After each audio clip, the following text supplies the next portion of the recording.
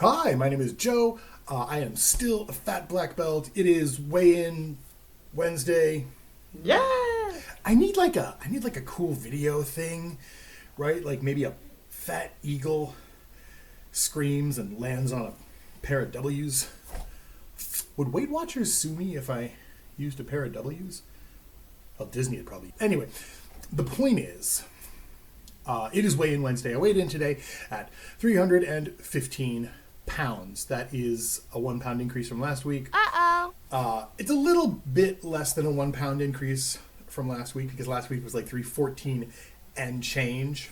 But to be fair, this week was, 315 and a small amount of change. So it's not quite a full pound. And obviously I know why that was. There was cookouts, there was there were meals eaten with the children while my wife was busy with the process, the death process, the mourning, all that stuff. There's been almost no training this week. Yesterday's sword class was the first training I did in a week. So obviously things got thrown off kilter and the system suffered as a result. And it could have been worse because a couple of days ago I had weighed in at something like 318. So literally just getting back on track, dropped me a couple of pounds in 2 days. So what that says to me is that a lot of that weight was like water, a lot of that weight was just normal retention stuff, and that the actual fat did not like pack onto the body. So good. Let's take the wins where we can get them. My guess would be I'm going to be back down to 314 tomorrow, and then I'll start trucking forward. But that assumes that the momentum keeps going. That assumes I don't fuck up my entire food schedule. That assumes I don't cave in. And I haven't been so far. The leftover food cravings from the debacle with like the cake and the cookies and all that stuff, those have basically vanished. The last 2 days, the food has been, 3 days really, the food has been very clean, very good. I haven't had any weird cravings. I did maybe eat a little bit more pita and hummus than I wanted yesterday, but if I'm perfectly honest, man, I don't ever want to get to the point in life where I have to like micromanage how much hummus I eat. Like that's too much. That's too much.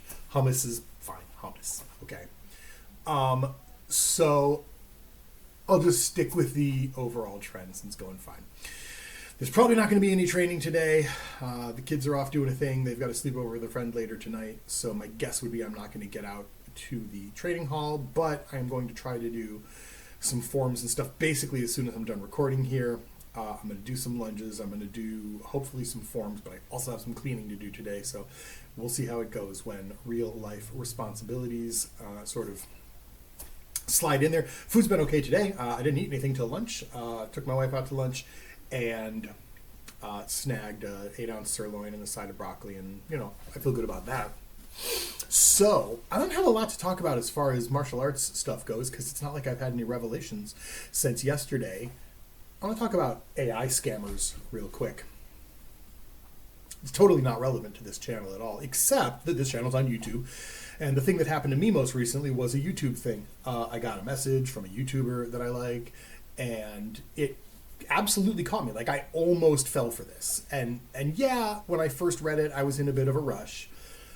But I don't know if that's why I fell for it. And there are a couple of reasons. Basically, it was an email. It sent me an email, and it was like, hey, I've seen you commenting on a bunch of my videos recently. Here's a course that I'm doing. I'd like you to sign up for it. And there's a couple of things that it had going for it. The first is it just sounded like the guy, right? It was clearly trained on his videos. It was done with AI. No, it wasn't. It was done with a large language model because AI is make-believe. It was done with a large language model. And it was very well done. It was a very clever model. The other thing it had going for it is that it was polite and complimentary, right? And it didn't love bomb me with compliments. It waited until I said something, and then it just said nice things about that thing I said.